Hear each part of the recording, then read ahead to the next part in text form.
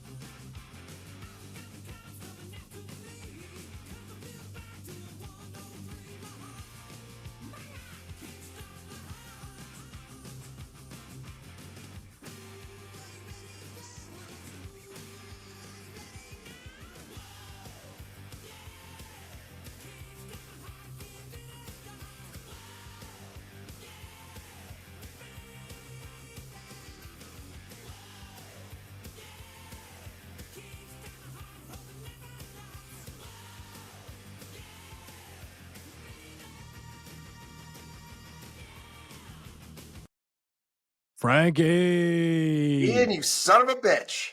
Frankie! Our listeners are going to be excited to know that this was going to be an hour-and-a-half podcast, but now it cannot be any longer than 40 minutes because we spent the first hour of our prep looking up what day we could go see Kenny Chesney at the Sphere. In Las Vegas. That is a true story. We also talked about kickstarting something out, Ian. I need to make sure this gets on the record that there is, for loyal listeners, little cocktail napkin sketch Ian and I have. It's about ultimate freedom and how Ian had ultimate freedom for many years in his life and how Frankie was screwed with ultimate freedom when I was about to have kids. What I just held up was yesterday's poop chart for my son, who had 9 total poops, 3 of which were in his pants, 2 of which ran down his leg. He was home from school because he had diarrhea. So this is what we're dealing with in the Cava house today. Ultimate freedom be damned. It was an incredible day of pooping. The entire Cava family was pooping quite a bit. What do you think over under is on the whole family poops yesterday? Because whatever young Max brought home, he brought home to the whole family. I can tell you the over under and how many times I was yelled at for not using the spray before I pooped. My wife has this spray. She always brings it up. She goes, before you poop. Before. So I like walk around afterward just spraying it everywhere. Absolutely incredible. It drives her nuts. I also shouldn't jump ahead of myself. Ellie is not quite convinced that the kids brought this home. It could have been Frank being on a flight last week, having a great time in Miami. So always got to pay the piper. Could have been you, Frank. Could have been, should have been. Should have been you. Should have been you. Whatever what would Trump say? Whatever dirty places you were hanging out in Miami brought home the poops. That's what happened. Exactly. So I was at the gym last week. Humble brag. I lift weights. I'm super strong. And I was jamming out to my typical rock and roll podcast list, Spotify list, is it? And Kickstart My Heart came on, and wait a minute. Did you just say your Shopify list or your podcast list? I was printing the agenda a minute ago and referred to as the old man. Old man, yeah. Frank doesn't know how to use his computer to read an agenda, so he takes his outline and he prints it handwritten. It's very quaint and cute. But I was listening to Kickstart My Heart by the one and only Motley Crue, which is one of the most ubiquitous rock and roll songs of all time. It's played at every single venue you go to for sports. It's played at every travel baseball tournament, which I was just at one for the weekend. And it seems like every team has at least one kid with that song as their walk-up music some 40 years after it was recorded. And it got me thinking, what the hell is the story of Kickstart My Heart by Motley Crue? So I can tell you what the current story is of Kickstart Your Heart. Every homo you've ever taken a boot camp or a spin class with plays this song fucking at least one time. So I thought this was a good time to tell you I hate this fucking song. Yes. So It's like overplayed. one of the most overplayed songs, one of the most popular songs, one of the most downloaded songs of all time. So it got me thinking, what the hell is the story? You download this on Shopify? It's on my Shopify list that has gone through. It's on the on my smartphone. On my smartphone, Frank's very smartphone. So I typed it into the old Grok, my AI of choice on my mobile, and was kind of fascinated by it. It was actually more interesting than I thought. So Nikki Sixx, who is one of the lead guitarists of Motley Crue, had a historically big bender of heroin. He actually wrote a book called The Heroin Diaries years later. But in 1987, Nikki Sixx had an overdose and almost died. And they brought him back kind of in the gnarly fashion of Pulp Fiction. Big old syringe of adrenaline shot directly into his heart. He was clinically dead for 2 minutes until they shot him with adrenaline. And this song is meant to kind of explain the feeling of what that was like coming back from the dead. So Nicky wrote the lyrics, and he wrote the kind of put together the initial riff of the song, and it became what it is today, which is so ubiquitous that Frank has hated it. I still love it. There's no way you can play it too many times for me. I think it's a freaking ridiculously great song, especially on chest day, Frank, especially if I want to push big weight off of my chest. I put on a little bit of Kickstart Your Heart every single time. But today's episode, we are going to talk a little bit about a couple of the lessons that come out of a situation like that, not the least of which being the role of resilience and adversity in creating something great. So Nikki took something incredibly negative and almost definitely life-threatening, and turned it into a massive commercial success. And Vince Neil was quoted as saying, in Rolling Stone, he was quoted as saying, Vince Neil is the lead singer of Motley Crue, that Kickstart My Heart is about all of us, how we keep pushing through the craziness, through the questions. It's a middle finger to everyone who thought we wouldn't make it. And I think a lot of successes come from really big negative moments in our careers. Frankie, you got any thoughts on that? I do. I have several. My first one is this. Nickel, you'll be happy to know that we are discussing here, Let Me Speak to a Manager, how we can incorporate the story of how the middle finger became ubiquitous in the world of F off. So that didn't make it into this episode, but it's coming. So have you ever heard of this, Ian? So a bunch of my friends who are really good at hiring people in the startup world, one of the things that they really look at is they look at something called trauma. Now, I know you know what trauma is, right? So trauma is, it can be many different things. Nikki Sixx had his trauma. He almost died from it based on my thoughts on the song. Kind of wish he did, but he made it. But if you were to look at like people who are really hungry, who do really incredible things, there's usually some kind of trauma in their life. So what we're going to talk about in a second is some trauma that I went through. But if you're looking to hire people, like especially at a startup or at a small company where you have to kind of figure things out on your own, it's like, what is it? So looking for that piece of the trauma is really critical for people who figure things out. And I didn't really grow up with any trauma. I grew up with mom and dad, stable house, nothing that way. But the trauma that I had is my dad. You had IBS though, so for sure. But besides the shits, the one thing that I did have as well is my dad worried about money, and he always made things seem that way. So as a kid, I always kind of felt like we were close to broke because every decision my dad made was around that. So if you look at my brother and me as two examples, we both, because of the way that we were raised, it wasn't traumatic, but it was really, really, really important. And we have made decisions in our lives around those types of things. But if you're looking to find someone with edge, it always comes down to that with trauma. So like if you're a startup or if you're looking for somebody in a sales position, if you're really looking for someone, you can't come out and say, hey, what was the trauma you overcame in your life? But if you're a manager who's interviewing people and you want to say, look, can I stand this person up? Can I start up a new division? Do they have what it takes? The trauma that I had pushed me into not wanting to go broke, right? Like, Ian, does that resonate with you with great salespeople or kind of where you came, like you figured out, like, I want to go into sales because it's a crucible. It'll pay me. I have enough information on engineering because of my background, but I don't want to be back there calculating. I'd rather use my sales knowledge and cash comes on the other end. So I think the trauma piece is worth talking about first. I would love to do a whole episode on this. I think that's fascinating. This morning at 9:00 before we get on, I'm teaching week 5, which is behavioral interviewing. And I've never talked about it like trauma like that, Frankie, but I do talk about, just had this conversation this morning, that you can't learn a lot about people through their successes. If you were to ask Ian Matthews about my sales success, and I said, hey, and in 2002, I was salesman of the year. I went from number 110 to number 21. I had the biggest jump in the company.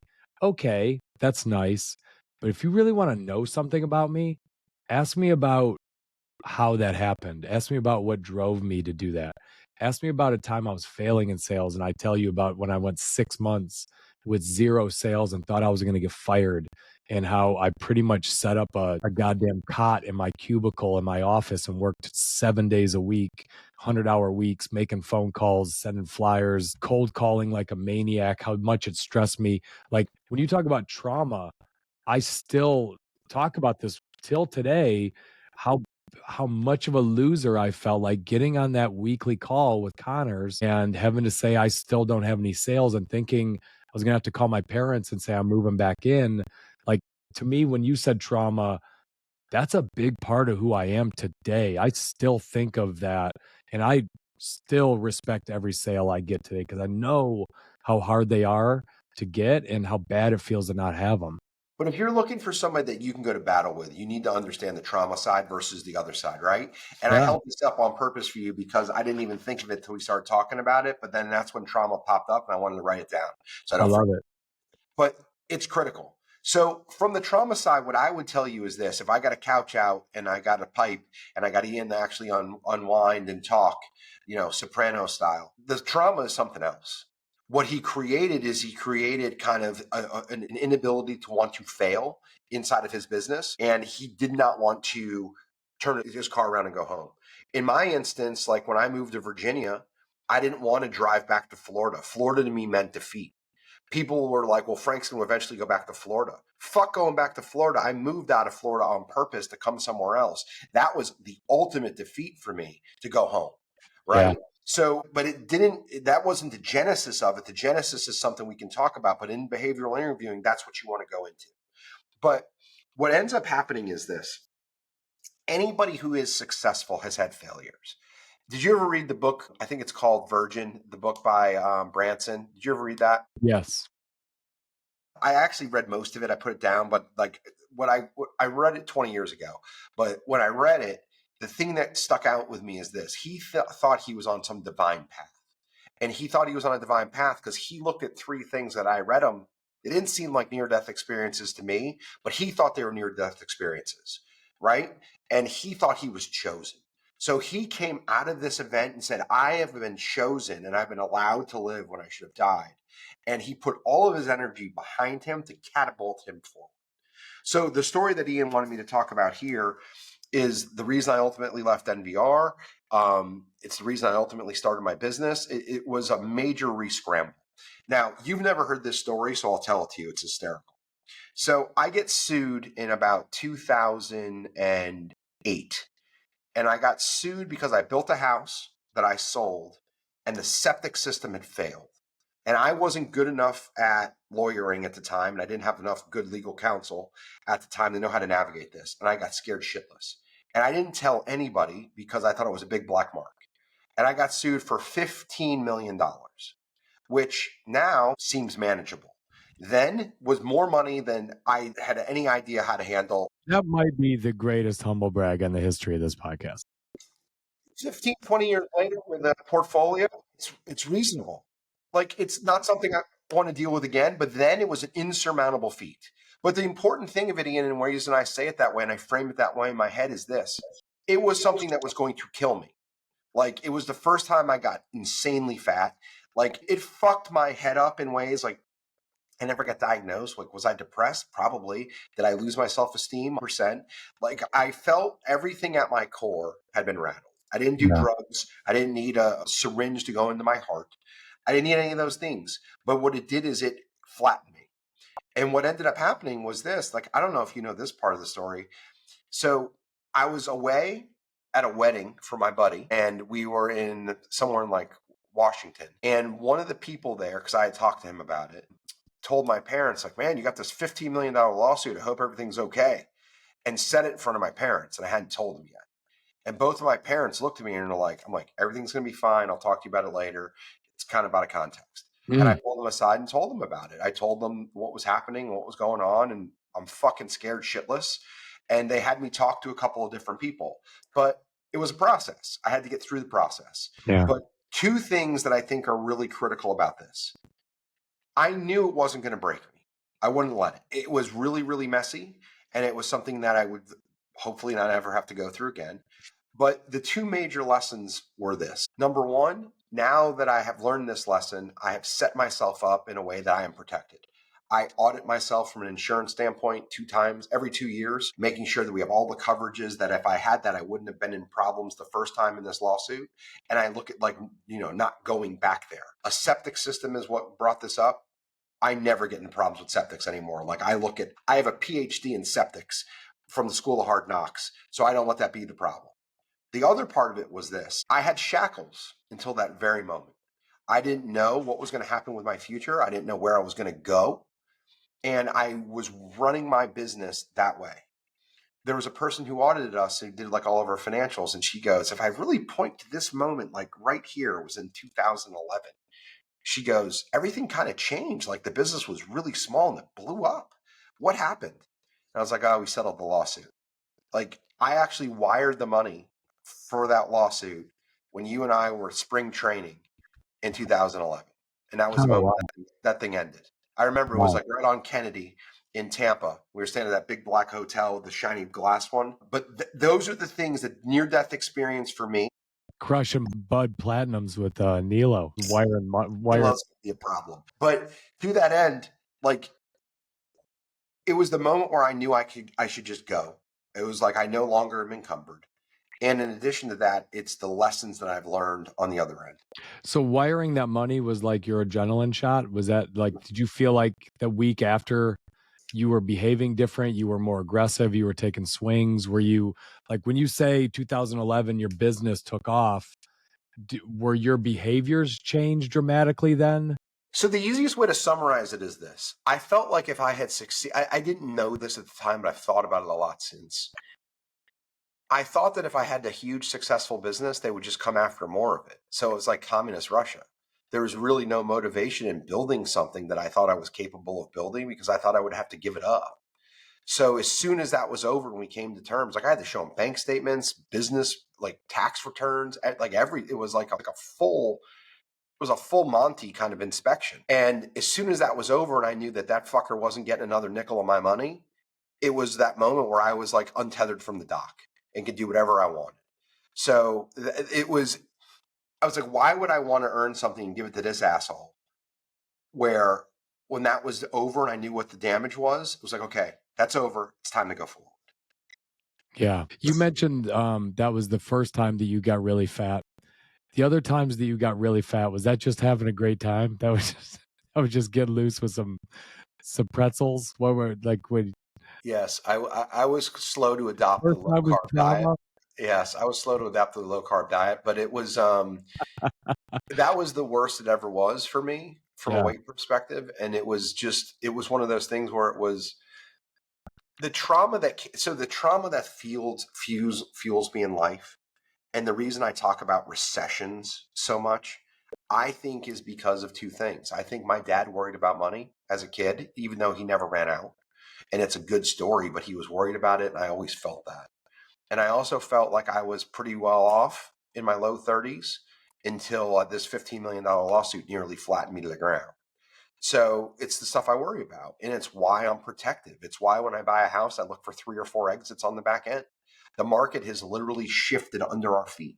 But because I think about this shit going in, I'm just pivoting these things to rentals. And then I'll sell them on the back end to people who are chasing yield because I can make that work versus having to liquidate my number. So like I always go into things with multiple strategies because I learned when I only had a strategy, I got punched in the face and I'm not smart enough to have one strategy. I need to look at everything and have a multiple way out. And that's, I think, what fueled me. What fueled you, Ian, in your sales life is different, but it's lessons that we learn and build on. But it all comes back to trauma. Yeah, that's fascinating. I love that. I want to dive into it a little bit more. So I think another lesson from this song is the importance of connecting personally your product, your offering, your company with your story. So I find it just fascinating that this song is about a near-death experience from heroin. Nikki Sixx's quote on it is, "The song's about living fast, loving hard, and not giving a fuck what anyone thinks," which I love. And I think so many companies, the founder story is awesome, right? Why it's why Zuckerberg's movie was so popular, right? To get to the bottom of how are we all using Facebook. I think, when you look at companies like Uber or Spanx, right? When you hear like the founder story of why they started it, what they went through. So in Keep, our car alarm company, that really the idea was sparked because David's car was broken into multiple times in Atlanta.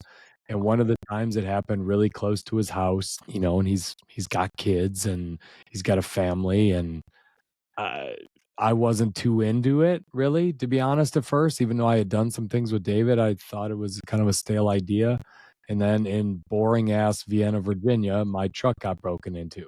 Nothing really was stolen out of it of any value, but it was an awful feeling. It was like, someone's been in my car. This is gross. And it also kind of shocked me that this is kind of everywhere. So for me, that buy-in is there, but we used the story of the founder story. We use it everywhere. We used it for the Shark Tank audition. We used it when we did multiple stage events where we had to go in and compete with other startups. We use it in our marketing. We use it on our social media.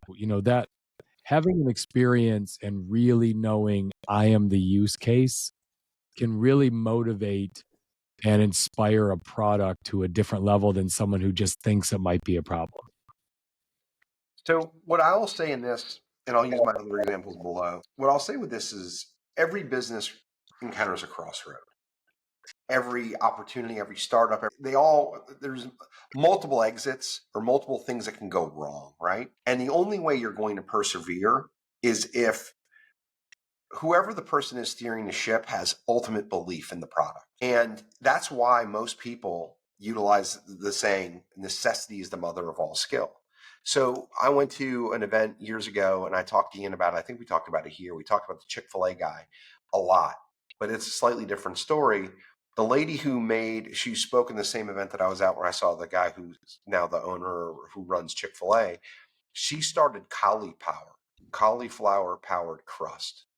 And the reason that she started it is because her child had an incredible inability to process like nearly every food. And the only thing the kid could hold down was cauliflower. But he was a kid. He wanted to eat pizza like all of his friends. So she figured out how to make a pizza dough out of cauliflower that didn't taste like shit that her kid would eat because she didn't want her kid to have a normal childhood.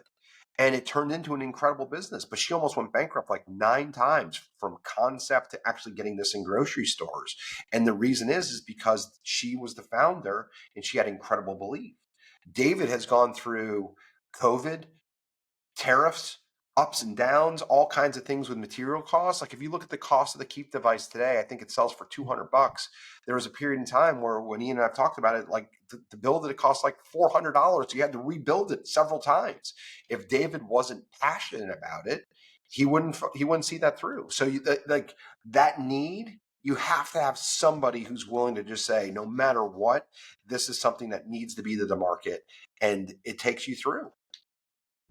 Yeah, I like that. And making the song similar, we did an episode on Guns N' Roses a couple of years back, and if you haven't listened to that one, it's a blast.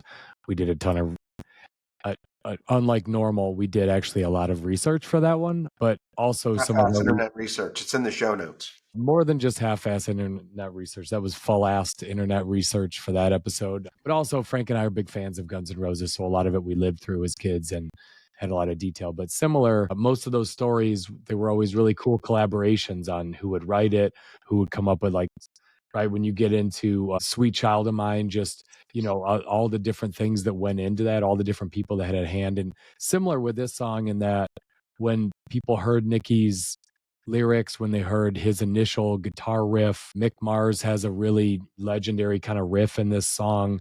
Tommy Lee's drumming is a big part of this song. A lot of the drumming he kind of ad-libbed and they kept in the song. Vince Neil's vocals, he changed a lot of it. So, as they went through and built this, Mick Mars changed a little bit of how the riff sounds like a motorcycle revving up, like you're tearing down the highway. And that's kind of like the beginning of that. That's one of the cooler parts, yeah. Like the coolest part is the beginning. That wasn't part of Nicky's initial, but the part of what made Motley Crue special is they were all very close and they could collaborate like that. They could do things that were additive to something that was already a good idea without the other person getting offended and saying, why don't we change the beginning? Why don't we try this? So there was just a lot of collaboration in there. And I don't know, every great team I've been on, egos kind of get put to the side and the best idea wins. Not so much my idea wins. I'm going to give David credit again on this. He's really good at this and keep in that if anyone else has an idea that's better than his, one, he's an engineer, so he'll always test it. But if your idea can prove without a shadow of a doubt analytically that it's a better idea, he goes with it and he kind of pushes aside where did it originate from. He doesn't give a shit. He's a good collaborator. He's always kind of testing ideas, asking people for their opinions, and he'll take a good marketing idea from an engineer. He'll take a product idea from me, the marketer, and he'll implement it. So he's always looking for as much collaboration as possible. And I think it's what's led to our device being as good as it is today. So one of the things that I have learned in life is this. There was a period in time where maybe I didn't feel comfortable admitting when I didn't know something, right? You have imposter syndrome, or you want to show up and you want to be the person who knows everything. And I tell this to young managers all the time, even managers who are seasoned. Like, not knowing the answer is not a weakness. Admitting that you don't know the answer is a strength. So one of the things that I try to foster around here, I'm pretty good at what I do and I know how to get places a lot. And sometimes I'll ask for opinions and sometimes I'll just give direction. And a lot of times I give direction. But when I don't know what to do, what I usually do is I open it up for an open forum. And the easiest one is, I think, to talk about is Liberation Day. So Liberation Day was about a month and a half, almost 2 months ago at this point. And nobody knows what the fuck's going on with these tariffs. Nobody.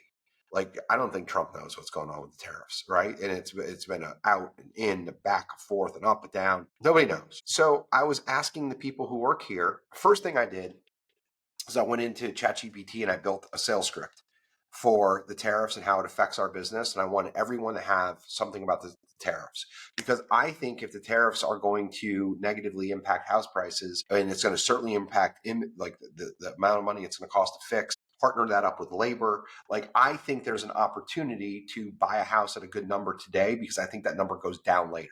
If it costs more to renovate it down the road, which I think the tariffs are going to impact, I wanted people to understand that. So I built kind of an overview. And I said, look, this is our script, but this is my opinion of what you should talk about. Let's talk about how tariffs are impacting us. And what we did and how this works with collaboration is this. I asked everybody, what do you think? And there was a lady on the phone with us who was new at the time. And she's like, is it okay if I say something? I was like, I would love it. She goes, I was on the bus the other day. I don't ride the bus. I'm sure Ian doesn't ride the bus. City bus. And she goes, I can tell you the people on the bus were talking about it. I go, no shit. What are they talking about? And she told me. I was like, what do they feel? What were they thinking? And she goes, I wasn't a part of the conversation. I was just hearing it, but I heard it from the people behind me and I heard it from people in front of me. And I was like, if you were going to summarize the emotion, what was it? I was like, fear. It's like, okay. Like, if that's what you heard, like, our people that we buy houses from ride the bus. I don't. You do. Thank you for telling us that. And I was like, is fear was kind of like, where there was emotion? Was it scared? Was like that what we were talking about? And she said, 100%. I said, okay, let's go back into the script and let's readdress those 4 or 5 things, because that's where our sellers live. And let's talk about, like, if that's something that you feel, let's satisfy that. Let's figure out how to overcome that together. Let's talk it through. And within 10 days of the tariffs, I've reported this here before, I think we put like 10 houses under contract in 10 days, which is a lot for us. Like, we were just talking to people, but it came through a collaborative effort, and we got a data point that we never would have gotten sitting in our cars and air conditioning, listening to Sirius radio.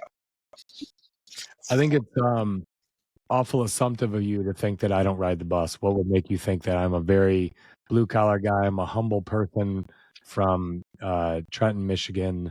Of course, I am an avid bus rider. We ain't got time for bullshit.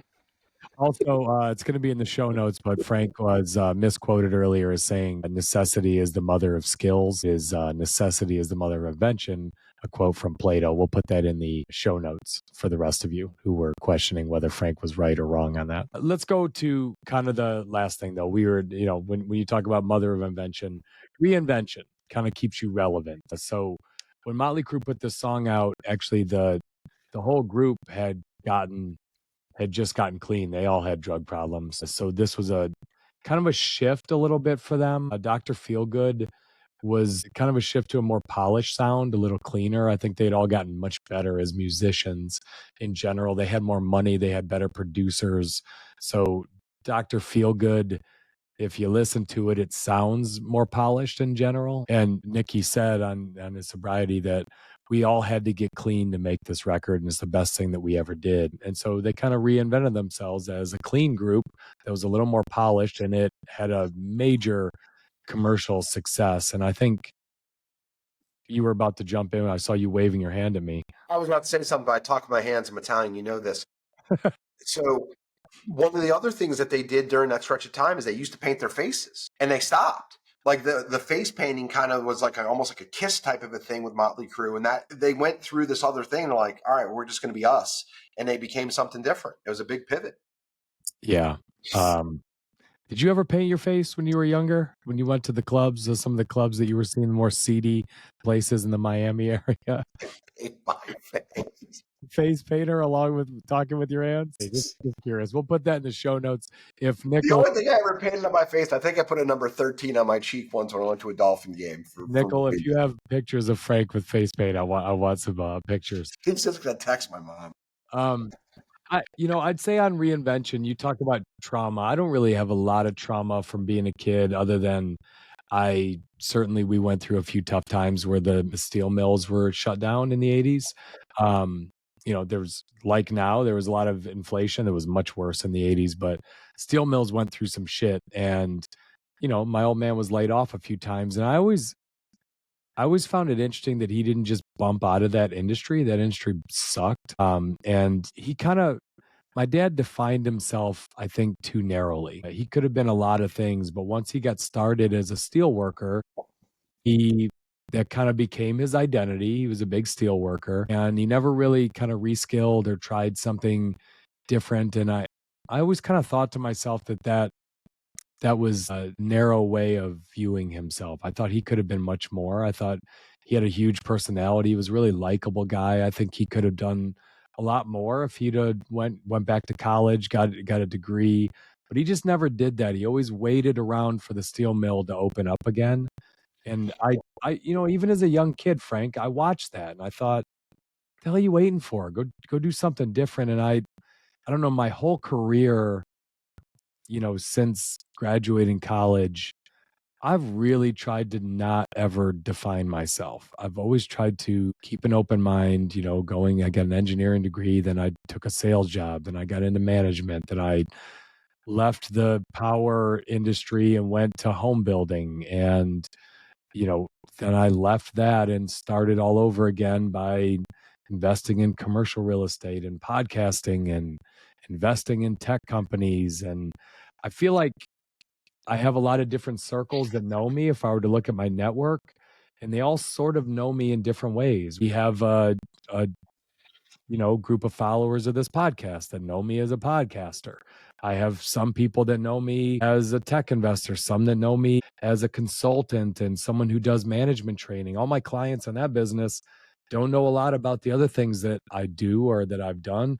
They know me as the guy who teaches their managers how to be more effective. So I just feel like this part really resonates with me in that I've never wanted to define myself as narrowly as my dad did. And maybe I go overboard and that I try a little bit of everything. And I'm reticent to say no if it sounds like fun and if it sounds like something I could pull off.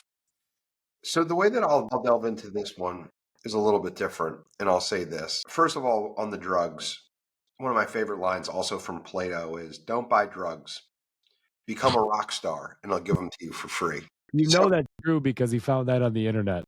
So Plato said there is no doubt. So reinvention, I think, can be looked at many ways. And what we've done in our business is we've reinvented ourselves a bunch. We still do single family houses, but what we do and how we do it and what we provide is very different time over time from where we started to where we are now because of many things. The market conditions have changed. Interest rates are different. What the market is looking for is different. And more than anything else, I'm different. What I'm interested in is a little bit different today than what I was interested in several years ago. So that has to be part of it. But I have a bunch of ideas that I have in here, like ADUs, building a brand, debt. Like those are things we talk about a lot, but I'll summarize it this way, and it's pretty simple. An attorney that I work with and I were talking about something, and he talked about acts, like a play. And he said, Frank, you're 50 years old. You've had 2 big acts. He goes, what do you think? You got 2 or 3 other acts in you? And I was like, I think I probably have 2 or 3. And Ian has talked about not really defining himself, but if you look at it at broader context, what is that act? And where do you want to be and what do you want to do? What satisfies me as a 50-year-old and what satisfies me as a 34-year-old when I started this thing are different. And what I do day to day is still relatively similar to what it was when I started. But if I wanted to pivot into something else, what are the things I have to look at or change or put in place? And I think most of us inside of corporate world kind of look at like, what's the next thing? In a lot of instances, it's kind of like that scene in the movie Election where Matthew Broderick is teaching the same subject over time. And I think that the fun thing about business is, can you iterate? Can you do new things? Can you have another act? And do you need to learn a completely new skill? Or can you iterate it to a point where you can do it underneath a certain umbrella? And that's the fun part about kind of having control of where we are. You said something, Ian, and I kind of disagree with it. I don't think inflation was worse in the 80s. I think inflation was worse for us in the 80s because of how we lived. I think people are dealing with a lot of the same shit today, maybe worse, but we don't feel it because we're not riding the bus because it's just a different life. So how do you iterate? What are the acts and where do you want to go? The last thing I'll leave with this is Vince Neil, in talking about Kickstart My Heart, he's quoted as saying, it's a middle finger to everyone who thought we wouldn't make it, which I like. And we've talked about this before, this whole concept of proving doubters wrong. There's a lyric in the song that says, when we started this band, all we needed was a laugh.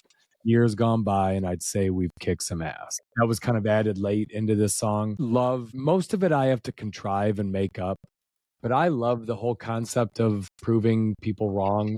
I can't really even name you any real trolls I have, but I like to imagine them all the time, that there's all these people out rooting against me, rooting against our podcast, rooting against 5 on 4 group, rooting against the car alarm company. I don't think that many people give a shit about me, and I actually have that many trolls, but I find it to be completely motivating. And do you remember the story from Last Dance with Michael Jordan, where a young kid on the Washington Bullets, LaBradford Smith, has like a career night in Chicago, scores 37 points. And it was a big deal. The reporters were making a big deal because he scored more than Jordan, and Jordan was defending him, and he scored 37.